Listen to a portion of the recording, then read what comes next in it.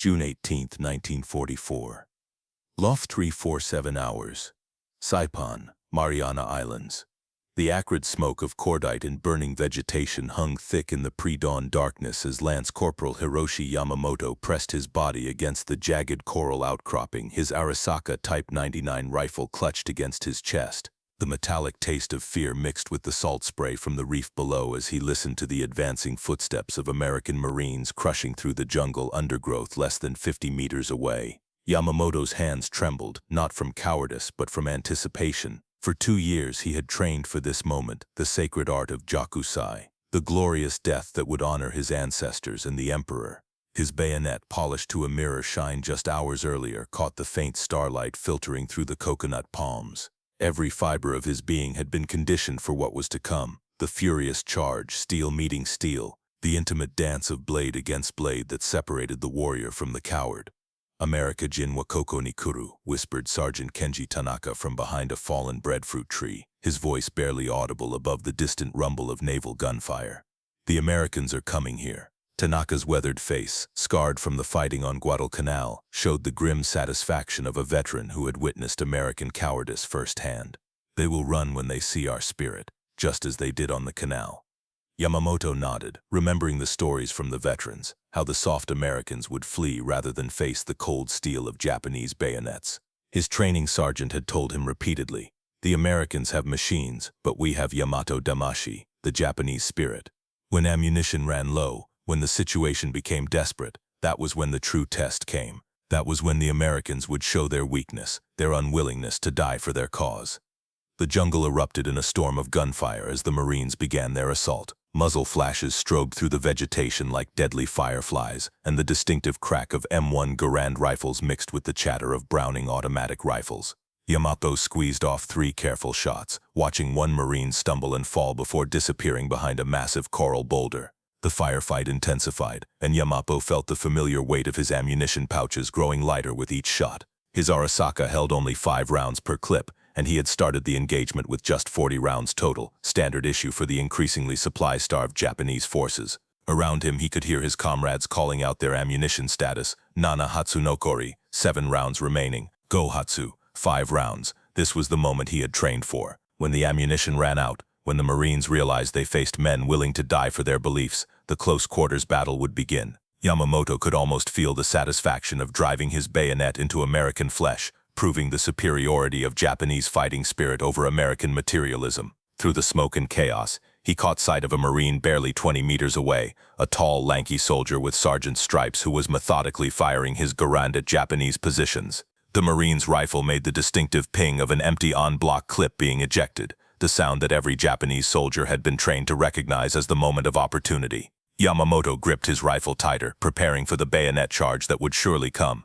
The Americans would have to fix bayonets now, would have to face Japanese steel with their own. But what happened next defied everything Yamamoto had been taught about warfare, everything he believed about his enemy's character. The Marine didn't reach for his bayonet. He didn't even attempt to reload his rifle. Instead, the American soldier simply tossed his empty M1 Garand aside like a piece of scrap metal and reached behind him to grab a fresh rifle from what appeared to be a pile of weapons that Yamamoto hadn't even noticed in the darkness. Without missing a beat, the Marine shouldered the new rifle and continued firing, his rate of fire never slowing, never pausing for the desperate hand-to-hand combat that Japanese doctrine demanded. Yamamoto's eyes widened in disbelief as he watched the Marine discard a perfectly functional weapon, a rifle that could have served a Japanese soldier for years, as if it were nothing more than an empty sake bottle. The impossibility of what he was witnessing struck Yamamoto like a physical blow. In the Japanese military, every piece of equipment was sacred, irreplaceable. His own Arisaka rifle bore the chrysanthemum seal of the emperor himself, making it not just a weapon but a holy relic. To lose one's rifle was a disgrace worse than death. To deliberately discard it was unthinkable, a violation of everything sacred about the warrior's bond with his tools of war. Yet there, in the flickering light of muzzle flashes and burning palm fronds, another Marine was doing the exact same thing. Private First Class Bobby Texas Morrison had just emptied his 8th clip of the engagement when his rifle's operating rod jammed. Without hesitation, without even a curse, Morrison dropped the malfunctioning Garand and grabbed another from the supply cache his squad had established behind a coral ridge. "Hey, Sarge," Morrison called out to Staff Sergeant Mike O'Connell, his voice barely audible over the roar of gunfire. "This one's got a bent op rod. Want me to try and fix it?" O'Connell, in the process of discarding his own empty rifle for a fresh one, glanced back without breaking his firing rhythm. "Hell no, Morrison. Leave it for the armorer. We got plenty more where that came from." The casual dismissal of military equipment that would have been treasured in the Japanese army sent a shockwave of incomprehension through the Japanese positions. Sergeant Tanaka, who had been preparing to order a banzai charge once the Americans ran low on ammunition, found himself frozen in disbelief as he watched Marine after Marine simply grab fresh weapons from what appeared to be an inexhaustible supply. Tanaka breathed, using the Japanese expression for impossible. His tactical understanding of the battle, indeed his entire understanding of warfare, was crumbling before his eyes. The Americans weren't just carrying extra ammunition, they were carrying extra rifles, multiple rifles, as if weapons were as common as pebbles on a beach. From his position behind a shattered coconut palm, Private Ichiro Suzuki watched in growing amazement as a Marine corporal not only discarded his empty rifle but also threw aside his bayonet when it became fouled with coral dust. The American reached into his pack and produced a fresh K-bar knife, testing its edge against his thumb before returning to the fight. To Suzuki, who had carried the same bayonet since his training days and had spent countless hours maintaining its edge with religious devotion, the casual disposal of edged weapons was as shocking as watching someone burn money. The psychological impact extended beyond simple disbelief. Yamamoto had been taught that Americans were soft, that their industrial society had made them weak and dependent on machines.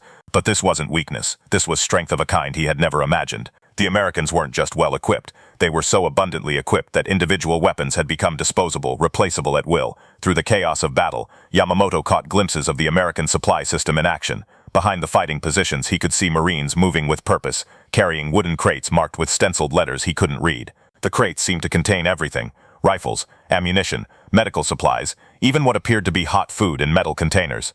The Americans had turned warfare into a kind of industrial process, where equipment flowed to the front lines like water from an endless spring. The contrast with his own situation was devastating.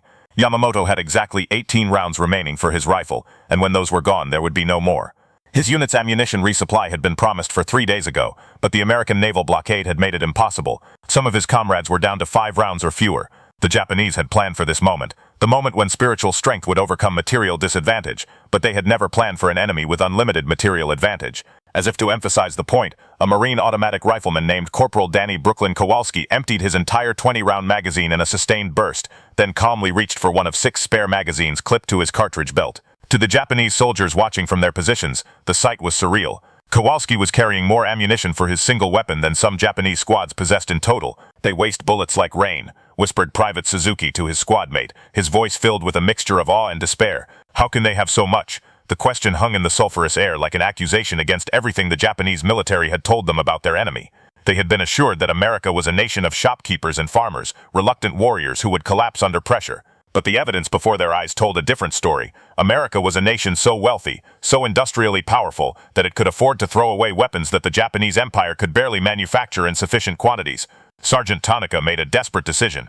The banzai charge would have to come now, before his men became completely demoralized by the display of American abundance. He raised his sword, preparing to order the attack that would prove Japanese spirit could overcome American steel. Tanoheka Banzai. Tanaka's war cry split the night as he burst from behind the breadfruit tree, his ancestral katana catching the orange glow of burning vegetation.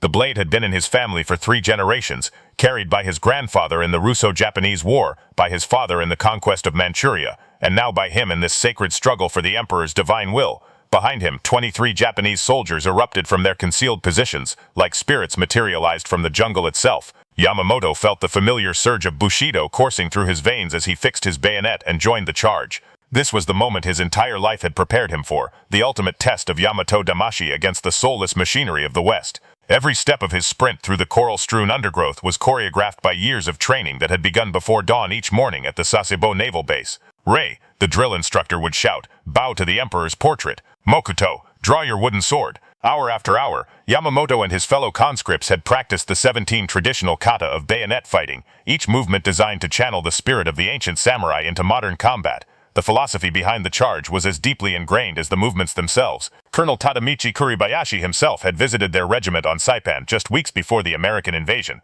reminding them that the Americans fight with machines because they lack okokoro, heart, spirit, the essence of what made a man truly formidable in battle. When you face them with steel, the colonel had explained, they will show their true nature. They will run. Yamamoto had absorbed these lessons with religious devotion. In the Meiji era, his great-grandfather had served as a samurai before the class was officially abolished, and the stories of that warrior tradition had shaped every aspect of Yamamoto's understanding of combat. A true warrior did not depend on the quantity of his weapons, but on the purity of his spirit. Death before dishonor, victory through superior will. These were the principles that had made Japan invincible across the Pacific. As he charged through the smoke-filled jungle, Yamamoto could feel the presence of his ancestors guiding his movements. The bayonet thrust was not merely a physical action but a spiritual one, channeling generations of warrior essence into a single perfect strike. This was why the Japanese military had spent so much time on bayonet training even as warfare became increasingly mechanized. The blade was the soul of the warrior made manifest. Around him, his comrades moved with the same practiced precision. Private Suzuki, despite his earlier doubts about American abundance, now fought with the fierce joy of a man fulfilling his destiny. His bayonet work was textbook perfect, low guard position transitioning to an upward thrust that could penetrate body armor, followed by the ritual twist that would prevent the blade from becoming lodged in his enemy's body. Sergeant Tanaka, leading the charge with his family sword raised high, embodied everything the Japanese military had tried to instill in its soldiers. He was no longer just a man but a vessel for the Emperor's divine will, a living embodiment of the warrior spirit that had supposedly made Japan unconquerable. His sword technique had been refined through decades of study, combining traditional kendo with modern military bayonet tactics. The Americans ahead of them were about to learn what Japanese training truly meant. These Marines had never faced an enemy willing to die for his beliefs, soldiers who viewed death in battle not as failure but as the ultimate honor. The spiritual preparation that had gone into this moment was as important as the physical training, hours of meditation, purification rituals, and the constant reinforcement that surrender was worse than death. But as the charging Japanese soldiers closed the distance to the Marine positions, something unprecedented began to happen.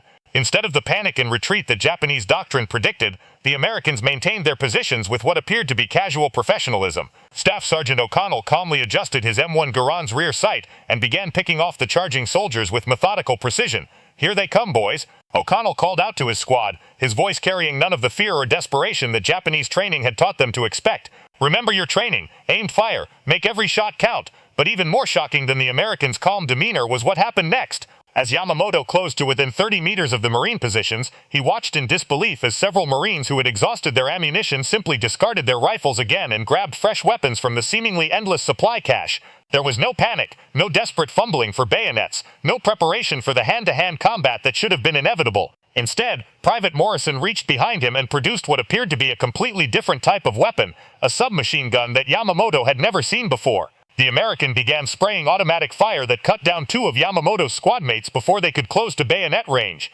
Corporal Kowalski, his BOR magazine finally empty, didn't even attempt to reload. He simply dropped the weapon and grabbed what appeared to be a grenade launcher from the supply cache, beginning to lob explosive rounds into the Japanese charge with devastating accuracy. The spiritual preparation, the years of bayonet training, the sacred tradition of close combat, none of it mattered when the enemy could simply produce new weapons faster than they could be depleted. Yamamoto's charge, which should have been the moment of his greatest glory, was becoming a slaughter not through superior American fighting spirit, but through superior American logistics. 1,500 miles to the east, at the Remington Arms Factory in Bridgeport, Connecticut, the third shift had just completed another production run. As Yamamoto stumbled backward from the devastating American firepower, bleeding from shrapnel wounds and watching his squad mates fall around him, he could never have imagined the industrial machine that had made this moment possible.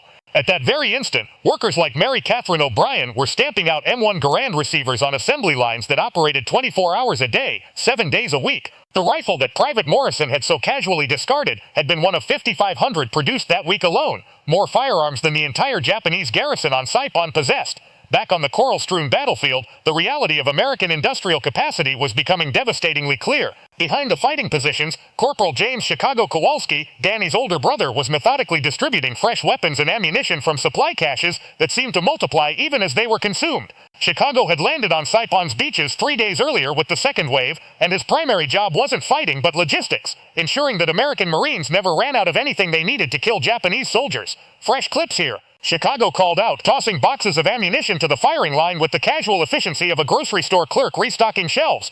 "Got BARs if anyone needs them. Thompson submachine guns, fresh batteries for the radios. Hell, I've even got hot coffee if anyone wants some." The abundance was so overwhelming that it had become a running joke among the Marines. Private Texas Morrison had counted 14 different types of weapons within arm's reach of his position. M1 Garand, Springfield rifles, Thompson submachine guns, Browning automatic rifles, Taunt 45 caliber pistols, M1 carbines, shotguns, grenade launchers, flamethrowers, and even a captured Japanese machine gun that someone had decided to turn against its former owners. "Hey, Sarge," Morrison called out to Staff Sergeant O'Connell as he grabbed his fourth rifle of the engagement. Remember when they told us in basic that we had to take care of our weapons like they were our wives? O'Connell, in the process of discarding a rifle with a cracked stock, laughed grimly. Yeah, well, turns out we're polygamous now, Morrison. I've been through more rifles tonight than some guys go through in their whole tour. The casual banter was more than just gallows humor. It reflected a fundamental transformation in how Americans approached warfare. The rifle that each Marine had been issued during training was no longer his rifle in any meaningful sense. It was simply one tool among many, as replaceable as a screwdriver in a well-stocked workshop. The spiritual connection between warrior and weapon that defined Japanese military culture was completely alien to the American approach. This transformation had its roots in the factories of Detroit, Pittsburgh, and a dozen other industrial cities where the techniques of mass production had been refined during the 1930s. Henry Ford's assembly line concepts hadn't just revolutionized automobile manufacturing, they had revolutionized war itself. The same principles that could produce a new car every 10 seconds had been adapted to produce a new M1 Garand every minute. Sergeant First Class Michael Moose Kowalski, the third brother in the family serving as a supply non-com, was witnessing the front-line results of this industrial revolution as he directed the flow of materials from the beach to the fighting positions. Every 6 hours, LST landing ships arrived at the reef carrying fresh supplies, pallets of rifles, mountains of ammunition, crates of food, medical supplies, replacement uniforms, and even luxury items like cigarettes and candy. The Japs don't get it, Moose explained to a recently arrived replacement as they unloaded another crate of weapons. They think this is about courage and spirit and all that samurai bullshit. But this war ain't being fought here on Saipan, it's being fought in the factories back home. Every rifle they see us throw away represents 10 more where that came from. The numbers were staggering and would have been incomprehensible to Japanese planners who thought in terms of carefully husbanded resources. American factories were producing 50,000 M1 Garands per month, along with 150,000 rounds of ammunition per rifle. The entire Japanese small arms production for 1944 wouldn't equal what American factories produced in 6 weeks, but the abundance extended far beyond simple weapons. Private Morrison's casual mention of hot coffee wasn't an exaggeration. The Americans had actually established field kitchens just behind the front lines, serving hot meals to troops who were supposed to be surviving on cold rations. The logistical capacity that made this possible was the result of innovations in everything from food preservation to transportation. Dr. Robert Doc Sullivan, the battalion's medical officer, was equally amazed by the resources at his disposal. His aid station was better equipped than many civilian hospitals back in the States, with fresh morphine, plasma for transfusions, and enough medical supplies to treat hundreds of casualties. When he ran low on any item, a radio call would bring fresh supplies within hours. Back in World War I, Doc Sullivan told his corpsmen as they treated wounded Marines, medics carried maybe a dozen morphine syrettes and hoped for the best. I've got enough medical supplies here to stock a small city hospital. Hell, I've got so much morphine I'm more worried about keeping it from going bad than running out. The psychological impact on the Japanese defenders was becoming as devastating as the physical destruction. From his position among the coral rocks, Yamamoto watched in growing despair as the Americans continued their methodical advance, their rate of fire never slowing, their supply of weapons apparently infinite. Every tactical doctrine he had been taught was based on the assumption that enemies had finite resources, that sustained combat would eventually force them to conserve ammunition or resort to close combat. But these Americans seemed to exist outside the normal constraints of warfare. They fought as if ammunition were free, as if weapons were disposable, as if the entire industrial capacity of a continent was backing their every shot. And the terrible truth was, it was. The realization hit Sergeant Tanaka like a physical blow to the chest. As he crouched behind the splintered remains of a coconut palm, his ancestral sword now chipped and stained with his own blood from a grazing bullet wound, Tanaka found himself questioning everything he had believed about warfare, about America, and about Japan's chances in this war. The Banzai charge that should have swept the Americans from their positions had instead resulted in the death of 18 of his 23 men, cut down not by superior fighting spirit, but by an endless stream of automatic weapons fire. "Kami-sama," he whispered, invoking the gods as he watched yet another Marine casually discard an empty rifle and grab a fresh one from what appeared to be an inexhaustible supply. How many weapons do they have? The question was more than tactical, it was existential. Every aspect of Japanese military doctrine had been built on the assumption that Japan's spiritual superiority would overcome material disadvantage. The entire Pacific strategy depended on the belief that Americans, lacking the warrior spirit of Yamato Damashi, would eventually lose heart and seek a negotiated peace rather than pay the terrible price of defeating a people willing to die for their beliefs.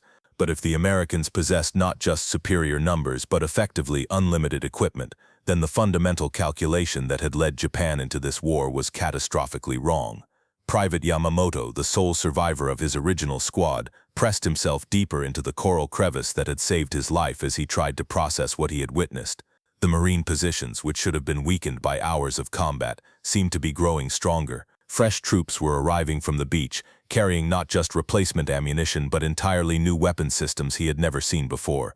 A group of Marines had just set up what appeared to be a multiple rocket launcher, and they were discussing their target selection with the casual professionalism of artillery spotters rather than desperate soldiers conserving precious ammunition. One of them, a corporal with lieutenant's bars who looked barely old enough to shave, was actually reading firing instructions from a manual while his team assembled the weapon. First time using one of these babies, the young officer told his men with obvious enthusiasm, "Says here we can put down a 12-rocket barrage every 30 seconds. Let's see what these things do to those Jap positions on the ridge." The casual tone, the experimental approach to using new weapons, the complete absence of any concern about ammunition conservation, all of it reinforced Yamamoto's growing understanding that he was facing an enemy unlike anything Japanese military planners had imagined.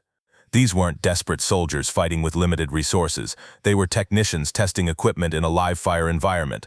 From his concealed position on a coral ridge above the Marine advance, Lieutenant Kenji Nakamura was reaching the same terrible conclusion. As a staff officer who had helped plan the defense of Saipan, Nakamura had access to intelligence estimates about American capabilities that ordinary soldiers never saw. Those estimates had projected American equipment advantages of perhaps 2 or 3 to 1, significant but not insurmountable with proper tactics and superior fighting spirit. What he was witnessing suggested that the intelligence estimates had been off by an order of magnitude. The Americans weren't just better equipped, they were equipped on a scale that rendered traditional military calculations meaningless. He had just watched a single Marine squad expend more ammunition in one firefight than his entire company had been allocated for the entire battle. "They're not fighting a war," Nakamura muttered to himself as he scribbled notes that would never reach higher headquarters. "They're conducting an industrial operation." The psychological impact was spreading through the surviving Japanese defenders like a contagion. Corporal Akira Sato, a veteran of the fighting in China where Japanese forces had consistently defeated enemies with superior numbers, found his confidence evaporating as he watched the American advance. In China, the enemy had eventually run low on ammunition, had been forced to retreat and regroup, had shown the natural limitations that all armies faced. But these Marines seemed to exist outside those limitations. When their weapons malfunctioned, they discarded them. When they ran low on ammunition, they called for more, and it appeared almost instantly. When they encountered obstacles, they produced specialized equipment, explosives, flamethrowers, demolition charges that suggested their supply system could anticipate and solve problems faster than defenders could create them. "Sato-kun," whispered Private Ito from a nearby shell crater, his voice trembling with barely controlled panic. "I counted 17 rifles that one American squad threw away. 17. My village blacksmith couldn't make 17 rifles in a year, and they throw them away like empty rice bowls." The cultural shock was as devastating as the tactical situation. Japanese soldiers had been raised in a society where waste was sinful, where every grain of rice was precious, where tools were maintained and treasured for generations. The casual American attitude toward equipment wasn't just militarily overwhelming, it was morally incomprehensible. Sergeant Tanaka, still clutching his family sword, tried to rally his remaining men for another charge, but the words of encouragement that had always come so easily now stuck in his throat. How could he tell his soldiers that their spiritual strength would overcome material disadvantage when the material disadvantage was so vast it rendered spirit irrelevant? The Americans had just brought up what appeared to be a tank equipped with a flamethrower, another weapon system that Japanese planners had never anticipated facing. The crew was discussing their approach to burning out Japanese positions with the same casual professionalism that their infantry had shown in discarding rifles. They had more specialized equipment for this single operation than many Japanese units possessed in total. "Bushido teaches us that death is lighter than a feather," Tanaka told his remaining soldiers, reciting the traditional words that were supposed to inspire them for a final charge. But even as he spoke, he could see in their eyes the same terrible understanding that was eating at his own confidence. They weren't facing an enemy who would be defeated by superior fighting spirit. They were facing an enemy whose industrial capacity was so vast that individual acts of heroism were meaningless, absorbed into a logistical machine that could replace any loss faster than it could be inflicted. The final banzai charge, when it came, would not be a glorious affirmation of Japanese warrior spirit. It would be an act of desperation by men who had realized that everything they had been taught about warfare was obsolete. June 18, 1944, the same coral ridge where the night had begun. The dawn sky over Saipan was painted the color of blood and gunpowder as Sergeant Tanaka rose from behind his shattered palm tree for what he knew would be the last time. His family sword, nicked and dulled from the night's fighting, felt impossibly heavy in his trembling hands. Around him, the 7 survivors of his original platoon prepared for a final charge that had nothing to do with victory and everything to do with honor, or perhaps with the inability to accept a reality too vast to comprehend. Tonohai ka banzai. Tanaka's war cry echoed across the battlefield one final time, but even to his own ears it sounded hollow, a ritual performed not from conviction but from the absence of any alternative. The Emperor's divine will, which had always seemed so clear and absolute, now felt distant and uncertain in the face of American abundance. They charged across the coral-strewn ground as the sun crested the horizon, their bayonets gleaming in the early light.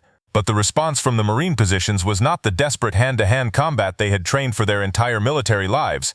Instead, it was the methodical application of overwhelming firepower delivered by men who fought like factory workers, efficiently, professionally, and with access to unlimited tools. Staff Sergeant O'Connell didn't even rise from his firing position as he cut down the charging Japanese soldiers with his 4th M1 Garand of the engagement.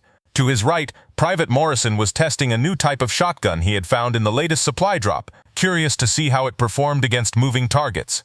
Corporal Kowalski was experimenting with a captured Japanese light machine gun, having grown bored with his own weapons. The charge that should have been the culmination of Japanese warrior spirit lasted less than 30 seconds.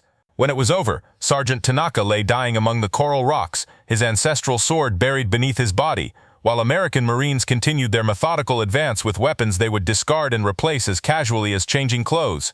3 months later, in a prisoner of war camp on the Hawaiian island of Oahu, the full implications of that night were still reverberating. Lieutenant Nakamura sat in the camp's makeshift library, writing in a journal that American guards allowed him to keep as part of their seemingly inexhaustible supply of even basic amenities. The paper was better quality than what he had used as a staff officer in the Imperial Japanese Army. The pencils were American-made, sharp and reliable. Even in captivity, he was surrounded by evidence of the industrial capacity that had made Japanese defeat inevitable. Today I learned that the Americans produced more aircraft in 1944 than Japan manufactured in the entire war, he wrote in careful characters. They built Liberty ships faster than we could sink them. They trained pilots faster than we could shoot them down. We were not fighting a war, we were fighting an industrial process. Around the camp, other captured Japanese officers were reaching similar conclusions. Major Ishikawa, who had commanded artillery on Saipan, had been stunned to learn that American factories were producing more shells in a single week than his entire division had fired during the 3-week battle. Captain Suzuki, a logistics officer, was struggling to comprehend supply reports showing that Americans had landed more equipment on Saipan's beaches in one day than the Japanese garrison had possessed at the start of the battle. The cultural shock was as profound as the military revelation. These men had been raised to believe that spiritual strength, properly channeled, could overcome any material disadvantage. The concept of Yamato Damashi, the Japanese spirit, was supposed to be the ultimate force multiplier, making one Japanese soldier worth 10 of any enemy, but the Americans had turned that equation on its head. They had built an industrial system so vast that individual heroism became statistically irrelevant. It didn't matter how brave a Japanese soldier was if the enemy could produce weapons faster than they could be destroyed, ammunition faster than it could be expended, and replacements faster than casualties could be inflicted. Back on the battlefield, the American Marines were learning their own lessons about the new nature of warfare. Staff Sergeant O'Connell sat on a crate of discarded rifles, writing his own letter home to his wife in Brooklyn. Around him, the detritus of the previous night's fighting told its own story. Dozens of weapons that would never be used again, ammunition boxes emptied and abandoned, equipment that in any previous war would have been carefully collected and redistributed. "Dear Marie," he wrote, "I've been thinking about what Dad used to say about his war, how every bullet counted, how you had to make every shot matter because there might not be more where those came from. This war isn't like that. We throw away more equipment in a single engagement than his whole unit saw in a year. Sometimes I wonder if we're winning because we're better fighters, or just because we can afford to waste more stuff than the enemy can afford to use." The question was more profound than O'Connell realized. The Battle of Saipan had demonstrated that warfare itself was being transformed by industrial capacity. Traditional military virtues, courage, training, tactical skill remained important, but they were being overwhelmed by logistics, production capacity, and the ability to treat equipment as disposable. Private Morrison, cleaning his 5th rifle of the campaign, was having similar thoughts. You know what gets me? He told his squad mates as they prepared for another day of fighting. Those Jap soldiers last night, they fought like lions, brave as hell, skilled fighters, willing to die for what they believed in. In any other war in history, that would have been enough, but their bravery didn't matter, because we could throw away more rifles in one night than their whole army had to begin with. The broader implications extended far beyond the Pacific theater. The casual disposal of weapons on Saipan was symptomatic of a revolution in warfare that would reshape the remainder of the 20th century. The Americans had demonstrated that industrial capacity could become the decisive factor in military conflict, rendering traditional concepts of warrior virtue obsolete. Future wars would be won not by the side with the most courageous soldiers, but by the side with the most productive factories. For Japan, the realization came too late. The bushido philosophy that had driven the nation into war was based on assumptions about conflict that industrial warfare had rendered obsolete. No amount of spiritual training could overcome an enemy that could afford to treat sophisticated weapons as disposable items. The rifles discarded on Saipan's coral beaches that June night represented more than just battlefield expedients. They represented the end of an era when individual warriors could change the course of battles through personal heroism. The new reality was one where wars were won in factories, where victory went to the side that could produce, transport, and supply military force on an industrial scale. As the sun set over the Pacific on June 18, 1944, the age of industrial warfare had fully arrived. The samurai sword, no matter how skillfully wielded, could not compete with the production line. The most dedicated warrior, no matter how spiritually prepared, could not overcome an enemy that could afford to waste equipment on a scale that made individual acts of valor statistically meaningless. The shocked disbelief of Japanese soldiers watching Marines discard rifles was not just tactical surprise. It was the recognition that their entire understanding of warfare, of honor, and of what made a nation strong in battle had become obsolete overnight.